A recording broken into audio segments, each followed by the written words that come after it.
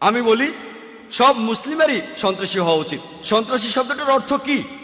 সন্ত্রাসী শব্দটার অর্থ হলো যে লোক ত্রাস ছড়িয়ে দেয়। যখন একজন ডাকাত পুলিশকে দেখে সে ভয় পেয়ে যায়, তাহলে এই ডাকাতের জন্য সেই পুলিশ সন্ত্রাসী। আর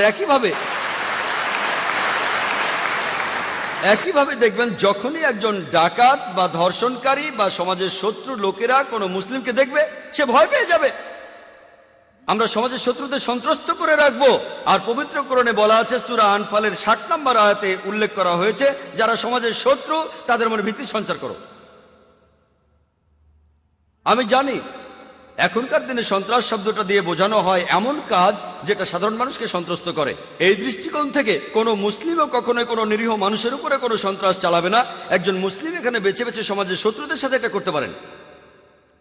এখানে বেছে বেছে চোর, ডাকাত, ধর্ষক, যখনই সমাজবিরোধী লোকেরা কোনো মুসলিমকে দেখে তখনই তারা ভয় পাবে, আর তখনই এই পৃথিবীতে আমরা শান্তি পাবো। প্রায় দেখা যায় একটা মানুষের একটা কাজকে দুটো আলাদা আলাদা লেবেল দেয়া হয়। 60-70 বছর আগে, ইন্ডিয়া স্বাধীনতা পাওয়ার আগে, আমার দেশ ইন্ডিয়া, ব্রিটিশরা তখন শাসন করত। অনেক ইন্ডিয়ানই ছিল তখন, তারা ইন্ডিয়ার স্বাধীনতার জন্য যুদ্ধ করত। এই লোকগুলোকে ব্রিটিশ সরকার তখন বলতো সন্ত্রাসী।